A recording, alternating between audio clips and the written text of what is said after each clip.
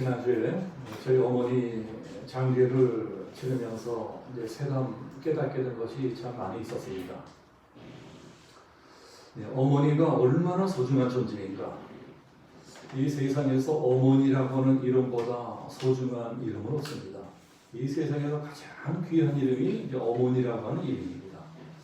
이제 다시는 이제 어머니라고 부를 수 있는 이제 어머니가 이 땅에 계시지 않다는 사실은 참으로 슬픈 일입니다. 네, 그러나 어머니가 돌아가신 얼굴을 보고 제가 참 위로를 많이 받았습니다. 네, 우리 어머니는 정말 곱게 돌아가셨습니다. 네, 자는 것처럼 편하게 아주 예쁘게 돌아가셨어요. 어머니 얼굴을 보니까 우리 어머니가 정말 천국 가셨네, 정말 천국 가셨네, 이런 것이 깨달아졌습니다. 누가 봐도 천국 가신 얼굴이었습니다. 어머니가 천국에 가셨으니까 나도 언젠가 천국 가면 우리 어머니를 다시 만날 수 있겠구나. 이제 마음이 슬펐지만 그 사실은 너무도 감사하고 기뻤습니다. 저는 목사니까 이권 예배 드릴 적에 관뚜껑을 닫기 전에 제일 마지막으로 제일 가까이에서 돌아가신 분의 얼굴을 보게 됩니다. 그동안 목회하면서 참 많은 분의 돌아가신 얼굴을 보았습니다. 그런데 모든 분들이 다 편안한 얼굴로 돌아가신 것만은 아닙니다. 어떤 분은 껌껌한 얼굴로 돌아가신 분도 계십니다. 돌아가실 때 고통스러운 얼굴로 돌아가신 분도 계십니다. 막 두려운 표정으로 돌아가신 분도 계십니다. 아마 돌아가시기 직전에 뭔가 이상한 것을 보지 않았나, 무서운 것을 보지 않았나 하는 생각이 들 정도로 그런 표정으로 돌아가신 분도 계셨습니다. 자, 그러한 분들의 얼굴을 보면 참 여러 가지 생각이 듭니다. 이 목사 노릇 한 10몇 년 하다 보니까 이제는 돌아가신 분들 얼굴만 보아도 저분은 구원받으셨구나, 저분은 아직 구원받지 못하신 채로 돌아가셨구나 하는 것을 어느 정도까지는 알 수 있게 될 것 같습니다. 임사체험이라는 것이 있습니다. 죽었다가 다시 살아나는 체험을 했다는 것입니다. 가끔 그런 사람들이 있잖아요. 분명히 심장에 박동이 멈추고 숨이 끊어지고 해서 의사들이 이제 사망 판정을 내렸는데 시체 안치실로 가는 도중에 살아나는 거예요. 분명히 죽었는데 희한하게 뭐 의학적으로 뭐라고 편하게 이러는데 다시 살아난 것입니다. 가끔 그런 사람들이 있어요. 그래서 해외 토픽에도 나오고 우리나라에도 가끔 뭐 그런 이야기들이 들려올 때가 있습니다. 자, 그렇게 임사체험을 한 사람들은 죽었다가 살아난 사람들, 그런 사람들이 공통적으로 하는 말들이 있습니다. 또 그런 사람들만 쳐다다니면서 인터뷰도 하고 연구한 분들이 계시더라고요. 자, 죽었다가 살아난 사람들, 심장의 각동이 멈추고 호흡이 끊어져서 의학적으로는 사망 판정을 받았는데 뭐라고 어떻게 설명할 게 없을 정도로 살아나버린 것입니다. 네, 그런 사람들이 공통적으로 하는 말이 내세가 있더라. 진짜 내세가 있더라. 다 공통적으로 그런 말을 합니다. 그 사람들이 종교가 있는 사람들이 있고 없는 사람들이 있지만 임사체험한 사람들이 다 나타내는 상이 진짜 내세가 있더라. 내세가 있다는 것입니다. 누가복음 16장에 천국과 지옥 이야기가 있습니다. 유명한 이야기입니다. 부자와 거지 나사로 이야기. 거지 나사로가 죽을 때 천사들이 찾아옵니다. 나사로의 영혼을 천국으로 데리고 오려고 천사들이 나타나는 것입니다. 천사들이 나타날 때 어떤 모습으로 나타날까요? 찬란한 빛 가운데 나타났을 것입니다. 이 성경을 보면 천사들은 항상 그런 모습으로 나타납니다. 예수님이 탄생하실 적에도 들판에서 환한 빛이 비추어지면서 천사들이 목자에게 나타났습니다. 그래서 제가 어머니 돌아가시기 전에 어머니 집에 갈 때마다 그런 말씀을 자주 해드렸습니다. 엄마, 돌아가실 적에 환한 빛이 나타날 거예요. 환한 빛이 나타나면서 천사들이 나타날 거예요. 그때 천사들이 서로 꼭 붙잡으셔야 돼. 천사의 손을 꼭 붙잡고 천국 올라가셔야 돼. 자, 이렇게 제가 목사니까 이 성경 말씀을 가르쳐드리면서 엄마, 돌아가실 때 빛이 나타날 거예요. 그 빛 가운데 천사가 나타날 거야. 그 천사의 손 꼭 붙들고 천국 올라가셔야 돼. 자, 그렇게 엄마에게 자주 말씀을 드렸는데 우리 어머니 돌아가신 얼굴 보니까 진짜 우리 어머니에게 그런 일이 나타날 것 같습니다. 그래서 이게 환하고 편안한 얼굴로 돌아가신 것 같아요. 참 감사한 일입니다. 그러나 모두가 그렇지는 않습니다. 죽을 적에 앞이 깜깜해지면서 귀신들이 나타날 수가 있습니다. 불교에서 그것을 저승차사가 찾아온다고 합니다. 저승차부터 생긴 무서운 귀신이 나타나서 나랑 같이 가자. 너는 나랑 같이 가야 돼. 지옥으로 끌고 가는 것입니다. 구원받지 못한 분은 죽는 순간에 그것을 깨닫게 되는 모양입니다. 아, 나는 지옥 가는구나. 죽는 순간에 그것을 깨닫게 되니 얼마나 무섭겠어요. 그래서 그런 분들은 막 두려운 표정으로 돌아가시는 것입니다. 죽는 순간에 내가 어디로 가느냐, 이것은 너무나 중대한 사건입니다. 우리들이 어떤 인생을 살아든 죽는 순간에 내가 어떻게 되느냐, 어디로 가느냐, 이것은 너무나 중요한 일인 것입니다. 이번에 어머니 장례를 치르면서 다시 한번 천국과 지옥에 대해서 생각하게 되었습니다. 천국이란 얼마나 좋은 곳일까? 그리고 지옥이란 얼마나 무섭고 끔찍한 곳일까? 우리들이 살아서도 얼마나 고생하고 살아요. 우리들이 살아가는 자체가 고생입니다. 근데 이렇게 지독한 고생을 하고 죽어서도 그 무서운 지옥에 간다면 세상 이런 저주받은 인생이 어디 있겠습니까? 그래서 요한계시록을 다시 보니까 요한계시록이 어떤 책이냐? 천국과 지옥에 대해서 말씀하는 책이었습니다. 자, 여러분, 요한계시록이 어떤 책일까요? 우리들을 지옥에 보내지 않으시려고 애를 쓰시는 하나님의 마음이 담겨있는 책입니다. 지옥이 얼마나 무섭고 끔찍한 곳인지 하나님은 너무나 잘 알고 계세요. 그래서 우리들을 그리로 보내고 싶지 않으신 것입니다. 너네들 절대로 지옥 가면 안 된다. 그러면서 지옥 같은 이 세상에서 눈을 들어서 하늘을 바라보게 하세요. 천국을 바라보게 하십니다. 이놈들아, 너희들은 어떻게 살아도 내가 있는 이 좋은 천국으로 가야지 절대로 무슨 지옥에 들어가면 안 돼. 이런 하나님의 마음을 기록한 책이 우리들이 지금 공부하고 있는 요한계시록입니다. 그래서 요한계시록을 보면 하나님이 마지막까지 단 한 사람의 영혼이라도 구원하시려고 자꾸 복음을 전하게 하시는 것이 나옵니다. 복음을 받아들이고 마지막 순간이라도 임종 직전이라도 예수를 믿고 회개하면 하나님이 그 영혼의 죄를 사하시고 천국으로 인도하시는 것입니다. 오늘 성경도 그런 말씀이에요. 이제 종말이 코앞으로 다가왔습니다. 계속해서 바람이 쏟아지고 종말이 가깝습니다.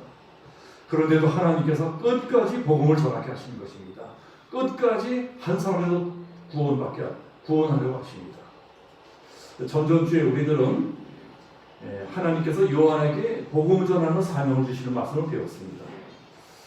이미 요한은 한평생 동안 복음을 전했지만 하나님이 마지막으로 한 번 더 예언하게 하십니다. 복음을 전하게 하세요. 그래서 요한은 밥 먹으면서 죽지 않고 풀려나서 다시 에베소로 돌아갑니다. 죽을 때까지 거기서 계속 복음을 전합니다. 그것이 우리들이 전전주에 공부했던 10장 11절 말씀입니다. 자, 10장 11절 말씀 보면 그가 내게 말하기를 내가 많은 백성과 나라와 방언과 임금에게 다시 예언하여야 하리라. 자, 그리고 10장에서 이어지는 말씀이 오늘 우리가 방금 읽은 말씀입니다.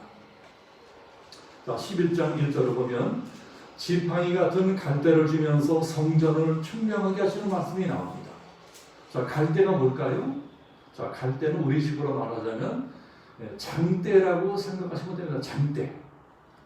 자, 장대. 자, 갈대, 장대. 이 장대도 개쭉하고 갈대도 개쭉하고 반듯합니다. 그러니까 이 갈대, 장대는 거대 세계의 측량 도구였습니다. 길고 빠듯한 장대로 물건이나 건물의 길이를 재는 일에 이 사용을 했습니다.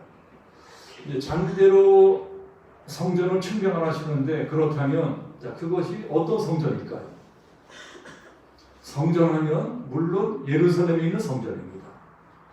그런데 그 당시 예루살렘 성전이 있었을까요? 없었을까요? 예? 당연히 없습니다. 자, 우리들은 이미 이스라엘 역사를 배웠습니다. 그때 이미 예루살렘 성전은 다 파괴되어서 사라지고 없습니다. 주 70년 로마의 대도장군이 이끄는 대군이 쳐들어와서 예루살렘 성도 무너뜨리고 성전도 다 불태워버렸습니다. 그래서 요한이 요한계시록을 쓸 때는 성전이 없어요. 더 이상 이 지구상에 예루살렘 성전은 없습니다. 자, 그렇다면 이게 무슨 성전이냐? 자, 어떤 학자들은 이 성전은 하늘에 있는 성전일 것이다. 영적인 성전을 뜻하는 것이다. 자, 이렇게 생각합니다. 자, 그러나 저는 그렇게 생각하지 않습니다. 하늘에 있는 성전은 요한이 장대 들고 측량할 수 있는 그런 성전이 못 됩니다. 자, 오늘 말씀은 그렇게만 영적으로 해석하기에는 너무나 구체적인 것입니다. 요한이 환상 가운데 아주 구체적으로 아주 생생하게 어떤 성전을 보고 있어요. 그런데 지금 요한이 무슨 환상을 보고 있습니까? 종말의 때 일어날 환상을 보고 있는 것입니다. 그러니까 지금 요한이 보고 있는 성전은 그때 그 당시 있는 성전이 아니고 먼 훗날은 종말의 때에 세워질 성전을 뜻합니다. 요한이 지금 환상 가운데 보고 있는 그 성전이 어찌나 구체적이고 생생하지만 자로 잴 수 있을 것 같이 보입니다. 환상 가운데 그 성전을 보고 있는 거예요. 자, 지금 21세기입니다. 21세기 오늘 우리가 살아가는 이 시대에도 예루살렘 성전이 있나요? 없나요? 예루살렘 성전은 아직도 없어요. 예루살렘으로 성지순례 갔다 오신 분들은 아실 것입니다. 옛날에 솔로몬 성전, 헤롯 성전에 세워진 그 자리에는 지금 이슬람 사원이 세워져 있습니다. 하늘의 돔 기둥에 황금을 씌워서 번쩍번쩍하는 일명 황금의 사원이라고 하는 이슬람 사원이 예루살렘 시내 한복판에 거대하게 우뚝 세워져 있습니다. 거기가 바로 솔로몬 성전이었거든요. 이스라엘 중심이었거든요. 거기서 제사를 드린 곳이거든요. 그런데 거기가 지금 이슬람 사원이 되어 있습니다. 자, 그런데도 이스라엘은 그 이슬람 사원을 헐고 다시 옛날에 솔로몬 성전을 세울 엄두를 내지를 못합니다. 이스라엘은 지금 힘이 있거든요. 무기도 있고 군사도 있고 돈도 있는데 감히 그 일만 하지 못합니다. 왜 못할까요? 만약에 그런 일이 일어난다면 아랍 세계가 들고 일어날 것입니다. 어쩌면 3차 세계대전이 일어날지도 모릅니다. 그래서 천하의 이스라엘 사람들은 감히 성전을 건축한다는 것은 꿈도 꾸지를 못합니다. 그것은 불가능한 일인 것입니다. 그런데 요한이 보는 환상 가운데 이미 그 성전이 세워져 있는 것입니다. 어떻게 성전이 세워질 수 있을까요? 지금으로서 도저히 불가능한 일이지만 종말의 때가 언제일지는 우리들은 모릅니다. 어쩌면 가까울 수도 있고 좀 더 먼 미래일 수 있어요. 그러나 그 종말의 때, 요한이 바라보는 그 종말의 때 신기하게 성전이 세워지는 그런 일이 일어난다는 것입니다. 아마도 누군가가 이스라엘과 아랍 사이를 중재해서 그 자리에 성전을 다시 건축할 수 있게 해준 모양입니다. 자, 그런 사람이 있다면 그것은 정말 고도의 정치력입니다. 이스라엘과 아랍 세계의 평화 조약을 맺게 해주는 어떤 천재적인 정치가 나타난다는 것입니다. 그런 사람이 있다면 정말 천재적인 정치가입니다. 사람의 지혜는 도저히 할 수 없는 일을 이루는 것입니다. 그런 사람이 나타나서 전 세계 모든 인류가 열광을 합니다. 저 사람이 우리 지도자다. 이스라엘 민족도 열광을 합니다. 우리 민족이 2000년 긴 세월 동안 기다려왔던 그 성전 건축의 꿈을 이루어진 저 사람은 우리가 오랜 세월 기다렸던 메시아일 것이다. 저 사람과 그리스도다. 열광하면서 그 사람을 따르게 될 것입니다. 자, 이것이 앞으로도 나오는 이야기인데 7년 대환란 기간에 일어나는 일들입니다. 7년 대환란 기간의 전반부에 일어나게 될 일이에요. 자, 그러면 7년 대환란의 후반부에는 어떤 일이 일어나느냐? 자, 이것도 앞으로 우리가 배울 내용이지만 평화지역이 깨져버립니다. 성전을 건축한 지 3년 반이 지나니까 상황이 급변하는 것입니다. 평화지역이 깨지고 이스라엘 민족은 무서운 핍박을 받게 됩니다. 자, 11장 2절 말씀처럼 이방인들이 성전을 모독하고 마구 짓밟는 일들이 일어납니다. 그런 일들이 누구 때문에 일어날까요? 적 그리스도 때문에 일어난다는 것입니다. 이스라엘 사람들이 믿고 따랐던 그 메시아인들을 믿고 따랐던 그 사람이 바로 알고 보니까 적그리스도였던 것입니다. 적그리스도가 평화에서 저절로 나타나서 메시아 흉내를 내더니 3년 반이 지나니까 드디어 본색을 드러냅니다. 그리고 핍박을 시작합니다. 그것이 2절 말씀이에요. 성전 바깥 마당은 청경하지 말고 그냥 두라. 이것은 이방인에게 주었은즉 그들이 거룩한 성을 42달 동안 짓밟으리라. 자, 42달은 많이 듣던 이야기죠. 42달은 우리가 다니엘서에서 이미 배웠습니다. 42달은 1260일입니다. 그것을 한 때와 두 때와 반 때다 이렇게도 말합니다. 그러니까 3년 반 세월인 것입니다. 3년 반 동안 전 세계가 적그리스도에게 지독한 고난을 당하게 되는데 특히 더 이스라엘 민족이 혹독한 고난을 당하게 됩니다. 그것을 야곱의 환란이라고 합니다. 다니엘서에서 그런 것을 정확하게 예언을 했습니다. 종말의 때 가장 사악한 지도자가 나타날 것이다. 그 지도자가 바로 적그리스도다. 적그리스도는 어떤 자이며 어떤 이스라엘 자이냐? 안티오쿠스 에피파네스 같은 자이고 안티오쿠스 에피파네스 같은 이스라엘 자라는 것입니다. 자, 안티오쿠스 에피파네스가 어떤 사람이었죠? 우리가 이미 역사를 배우지 않았습니까? 다니엘서에서. 이 안티오쿠스 에피파네스는 북방왕, 그러니까 시리아, 세르크스 왕국의 아주 흉악한 왕이었습니다. 폭군이었어요. 그 사람이 이스라엘을 핍박하는데 역대 그 어느 이방 왕들로서도 감히하지 못했던 무시무시한 핍박을 가합니다. 그 이전에 그 어떤 왕도 그 아무리 악한 이방 왕도 안티오쿠스 에피파네스처럼 그런 짓을 한 사람은 없었어요. 안티오쿠스 에피파네스는 아예 종교 자체를 말살시키려고 합니다. 민족 자체를 말살시키려고 합니다. 그래서 성전에서 예루살렘 성전에서 돼지를 잡고 돼지 피를 뿌립니다. 그런 짓을 한 사람은 아무도 없었어요. 돼지는 이스라엘 민족의 가장 가증 여기는 부정한 죄입니다.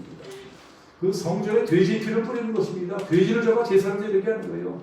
여호와 하나님을 모독하는 것입니다. 성전을 모독하고 하나님을 모독합니다. 그리고 하나님 대신에 자기를 하나님으로 섬기게 합니다. 반대하는 사람은 무지하게 살육해버립니다. 마카비라고 하는 사람이 혁명을 일으켜서 시리아 군대를 다 몰아낼 때까지 그런 끔찍한 일이 얼마 동안 일어나느냐? 42달 동안 일어나는 것입니다. 42달, 3년 반 동안 계속 그런 끔찍한 일이 계속됩니다. 종말의 때에 똑같은 일이 벌어진다는 것입니다. 이스라엘 민족의 역사상 가장 캄캄하고 절망적인 일들이 벌어집니다. 자, 이것이 오늘 말씀의 배경이에요. 그런데 이때 짠! 하고 나타나는 사람이 있습니다. 그게 선절 말씀입니다. 선절 말씀은 두 증인이 나타납니다. 자, 오늘 선절에 나오는 두 증인 이야기는 요한계시록에서 특히 더 유명한 이야기입니다. 뭐 판타지 영화를 보는 것 같은 이야기예요. 자, 그럼 이 두 증인이 누구냐? 신학자들마다 여러 가지 해석이 있습니다. 두 증인이란 다른 것을 말하는 것이 아니고 신약과 구약을 뜻한다. 어떤 분들은 율법과 선자를 뜻한다. 어떤 분들은 유대인들과 그리스도인들을 뜻한다. 또 어떤 분은 베드로와 바울일 것이다. 어떤 분은 모세와 엘리야일 것이다. 정확한 뜻은 우리가 알 수 없습니다. 그러나 저는 개인적으로 어쩌면 이 두 증인은 모세와 엘리야일지도 모르겠다 하는 생각을 합니다.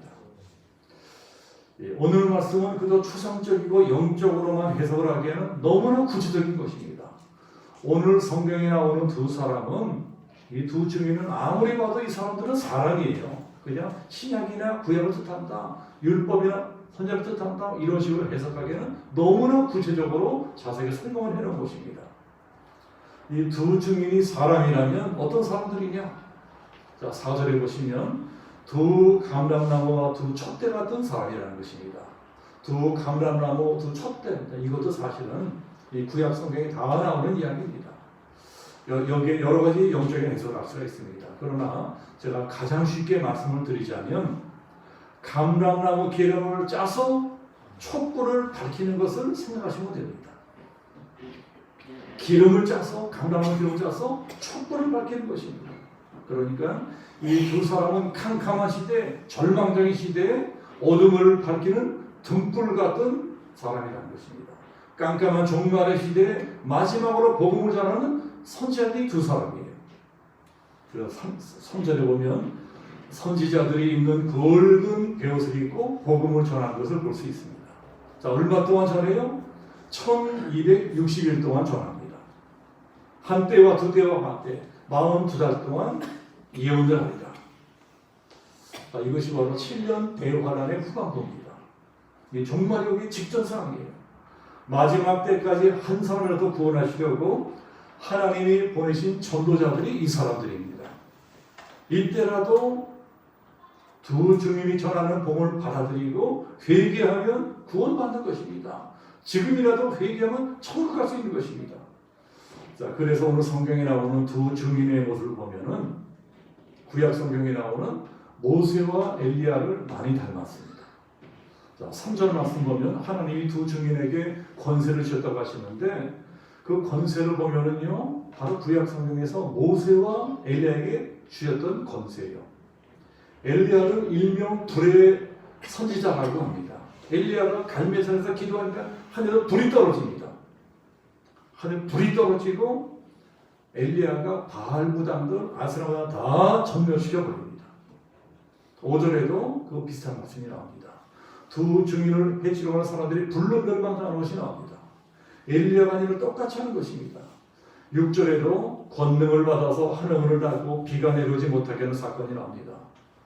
구약 성경의 열왕기서의 북이스라엘 왕국에도 그런 일들이 일어났었습니다. 엘리야가 기도하니까 하나님이 3년 반 동안 하늘을 닫아버리십니다. 3년 반 동안 비가 오지 않게 하세요. 큰 가뭄이 들었습니다. 이 사람은 엘리야 같은 사람이에요. 엘리야 같은 일을 하는 것입니다. 또 말씀 보면 물을 피로 변하게 하고 아무든지 원하는 대로 여러 가지 지향으로 땅을 친다 하는 말씀이 나옵니다. 자, 이것은 또 누가 한 일입니까? 모세가 한 일입니다. 이 출애굽기에 나오는 말씀이잖아요. 모세가 기도하니까 애굽의 모든 강물이 다 피로 변해버립니다. 모세가 기도하니까 막 10가지 지향이 막 들이쏟아지는 것입니다. 모세가 기도로 애굽을 초토화시켜버립니다. 그리고 모세도 엘리야도 이 땅에 시체가 없어요. 모세는 죽지 않고 하늘로 휴거되어 올라갔습니다. 불술에 불맞다고 하늘로 휴거되었어요. 또 모세의 시체도 이 땅에 없습니다. 모세의 시체가 땅에 찾지는 못했어요. 모세가 느보산 어디에 묻혔다고 하는데 어디에 묻혔는지는 아무도 알지는 못해요. 그래서 아마도 하나님께서 모세가 죽은 다음에 모세를 부활시키셔서 하늘로 데려가셨을 것이다. 뭐 그럴지도 모릅니다. 이렇게 모세와 엘리야는 이 땅에 시체가 없습니다. 하나님께서 두 사람을 하늘로 불러오르시고 마지막 때 다시 보내셔서 중대한 사명을 감당하게 하시는 것입니다. 하나님이 두 증인에게 모세와 엘리야처럼 어마어마한 이 권능을 주십니다. 이 두 증인이 어찌나 그 능력을 갖고 있는지 온 세상에 벌벌 떤다고 합니다. 엘리야 때도 그렇잖아요. 엘리야 때도 아합 왕과 북이스라엘 왕이 벌벌 떨었습니다. 모세 때도 그 강력한 왕 바로가 벌벌 떨고 그 강력한 나라 애굽 제국이 벌벌 떨었습니다.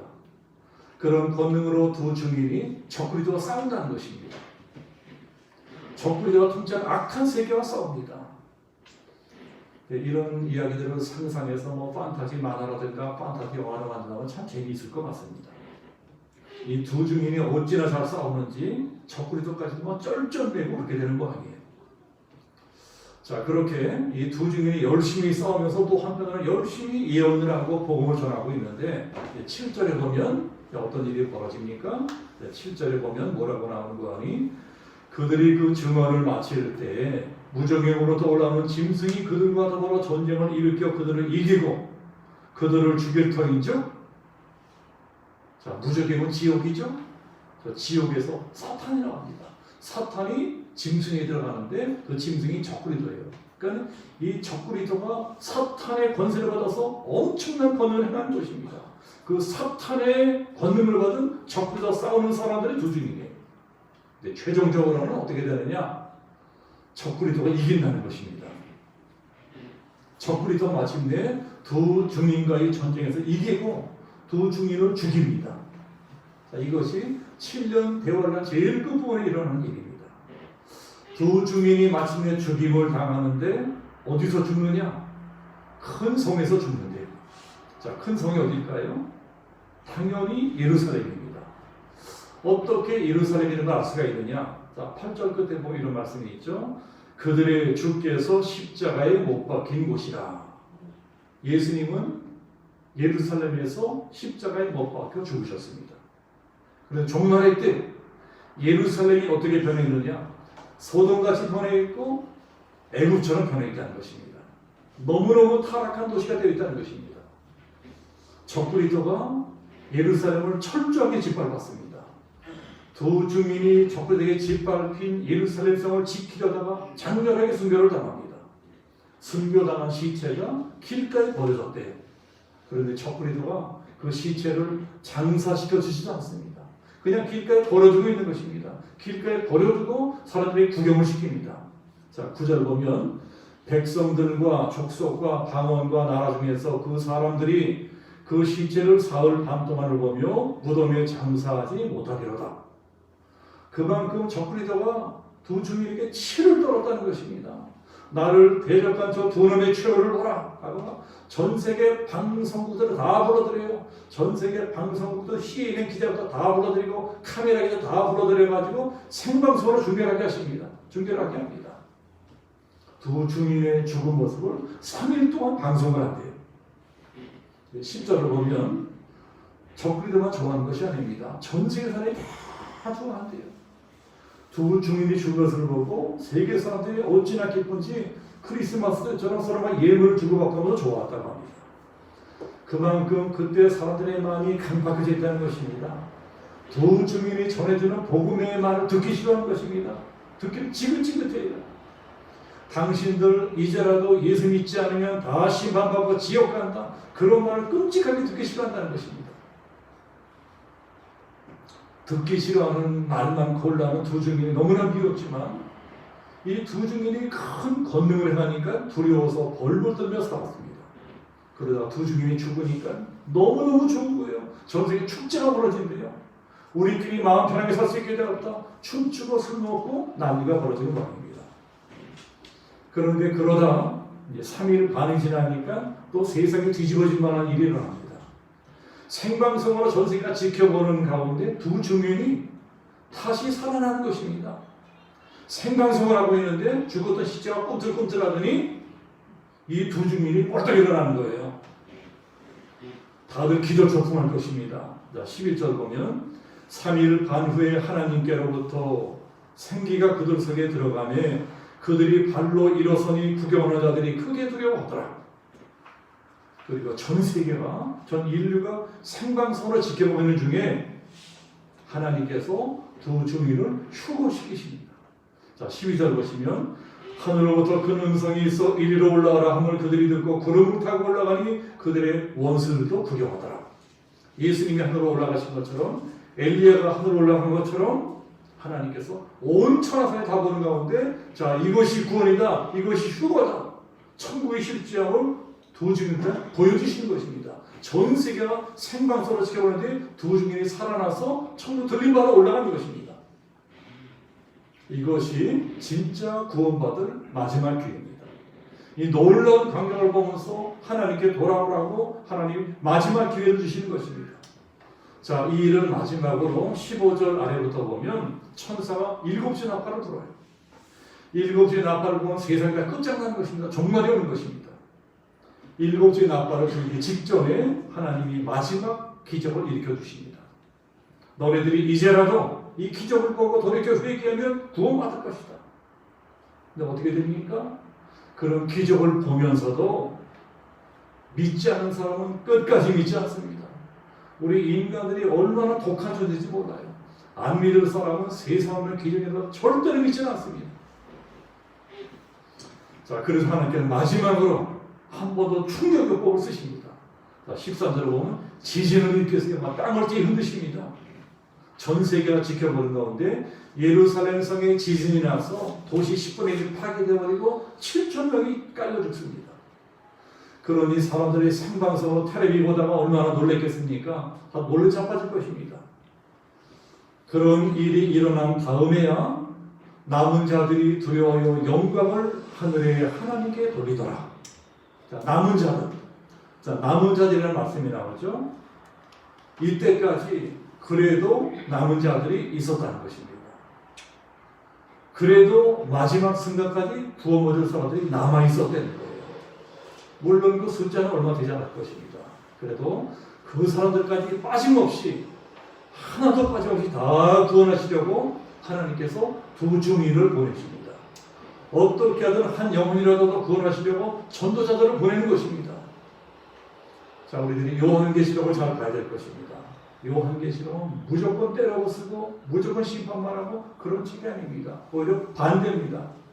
하나님께서 어떻게 하든 한 영혼이라도 더 구원하려고 하는 것입니다. 하나님께서 왜 이렇게까지 하시면서 한 영혼이라도 더 구원하려고 하실까요? 그만큼 우리들을 지옥에 보내기 싫으신 것입니다. 하나님은 지옥이 얼마나 무섭고 끔찍한 것이 아시기 때문에 어떻게 하든 한 영혼이라도 구원하려고 천국으로 들여보내려고 하시는 거예요. 지금 이 세상 너무너무 악해졌습니다. 지금도 이 세상이 악하지만 앞으로 점점 더 악해질 것입니다. 이것도 성경 예언하고 있는 것입니다. 이 세상이 앞으로 점점 더 악해지고 계속 더 악해지다가 맨 마지막에 소돔과 고모라처럼 될 것입니다. 하나님은 공의의 하나님이십니다. 그래서 결국은 이 악한 세상을 심판하실 수밖에 없습니다. 하나님의 공의는 악을 심판해야 됩니다. 만약에 악을 심판하지 않으면 하나님은 공의의 하나님이 아니에요. 그러나 하나님은 공의의 하나님이면서 또 사랑의 하나님이 되십니다. 그래서 공의로 세상을 심판하시면서도 또 한편으로는 어떻게 하든 한 영혼이라도 구원하려고 하십니다. 한 영혼이라도 구원하려고 계속해서 전도사를 보내시는 것입니다. 두 증인이 그런 사람들입니다. 인류 마지막 전도자. 하나님은 오늘날도 계속해서 전도자들을 보내십니다. 증인들을 보내시는 것입니다. 우리 집으로도 보내시고 우리 가게로도 보내시고 우리 직장으로도 보내십니다. 누구를 보내실까요? 나를 보내신 거예요. 나를. 이 자리에 앉아 계신 우리 성도님들을 보내시는 것입니다. 가서 복음을 전해라. 가서 예수를 전해라. 그 중에는 구원받을 사람도 있을 것이다. 다 예수를 믿지 않는 것 같지만 그 중에서 하나라도 구원받을 사람이 있을 것이다. 그러니 가서 예수를 전하라는 거예요. 증인은 다른 사람들이 증인이 아니고 우리들이 증인입니다. 예수님은 우리들이 증인이에요. 네가 알고 있는 하나님을 전해라.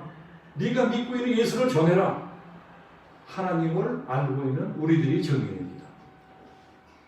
저도 35년 전에 처음 예수님을 믿었습니다. 예수 믿고 제가 제일 먼저 한 일이 우리 어머니를 전도한 일이었습니다. 어머니에게 복음을 전했어요. 어머니에게 예수를 전했습니다. 우리 집은 불교 집안이었습니다. 그런데 아들이 먼저 예수 믿고 어머니에게 복음을 전하니까 우리 어머니가 감사하게 그 복음을 받아들이셨습니다. 그리고 예수 믿고 구원받고 지난주에 편안하게 천국으로 가셨습니다. 어머니가 천국 가신 게 얼마나 감사한지 모릅니다. 내 어머니가 천국 가셨다. 이 세상에 그것보다 감사할 일은 없습니다. 제가 어머니께 드린 최대 효도는 우리 어머니 예수 믿게 한 것입니다. 제가 우리 어머니께 잘해드릴 것도 없지만 정말 가장 크게 효도하는 것이 있다면 어머니 예수 믿게 한 것, 예수 믿고 천국 가게 한 것입니다. 우리 어머니에게 제가 증인이에요. 제가 받은 예수님 어머니에게 전했습니다. 우리 형제들에게도 제가 증인입니다. 우리 형제들에게도 예수를 전해서 우리 형제 예수를 믿고 있습니다. 언젠가 우리들이 다 세상 떠나 천국 가면 우리 어머니도 만나고 다 만나게 될 것입니다. 오늘 이 자리에 계신 우리 성도님들 우리도 언젠가 하나 둘씩 다 죽습니다. 영원히 살 사람은 없어요. 그러나 우리들은 여기서 헤어지면 끝나는 것이 아니고 천국에서 다 만나게 될 것입니다. 천국에서 다 만나서 양진영성교회 동창회를 하게 될 것입니다. 그때 동창회에 빠지는 분이 있으면 안 됩니다. 아니 어느 집사님 어느 권사님 어디 가셨나? 천국에서 찾지 못하는 일이 일어나면 안 됩니다. 반드시 양진영성교회 동창회 때 그 자리에 계셔야 됩니다. 우리들은 증인이에요. 증인으로 살아가는 것입니다. 증인은 내가 보고 들은 것을 증언하는 사람입니다. 내가 하나님을 만난 것이 분명하다면, 내가 하나님 믿고 있는 것이 분명하다면, 내가 하나님을 알고 있는 것이 분명하다면 나는 마땅히 증인이 되어야 될 것입니다. 그게 우리들의 사명이에요. 요한계시록에 나오는 두 증인만 증인이 아니고 우리도 증인입니다. 우리 증인이면 증인답게 우리가 때를 얻든지 못 얻든지 내가 많이 알고 있든지 많이 못 알고 있든지 내가 믿음이 많든지 적든지 그런 거 상관없이 하나님께서 나에게 보내주는 그 한 사람에게 내가 알고 있는 만큼 예수를 전하라는 것입니다. 그것이 이제 증인의 역할이다. 이 한 주간도 정인답게 만나게 되는 한 사람 한 사람에게 내가 믿는 예수를 전하시는 우리 양주명석의 모든 성도들 지기를 예수님의 이름으로 축복합니다. 아멘. 기도하겠습니다. 자비로우신 아버지 하나님, 요한계시록 11장에 나오는 두 증인에 대한 말씀을 배우면서 사실은 바로 나도 증인이다 하는 것을 깨닫게 해주시니 감사합니다. 성경에 나오는 두 증인만 증인이 아니고 나도 바로 증인이다. 나도 예수님을 만났으니 예수님을 만난 증인답게 내 가족들에게, 내 형제들에게, 친지들에게, 이웃들에게, 친구들에게 내가 맡겨놓은 예수를 전하리라. 다시 말하며 한 주간을 새롭게 시작하는 복된 성도될 수 있게끔 우리 모두를 축복해 주옵소서. 감사를 드리오며 예수 그리스도 이름으로 기도.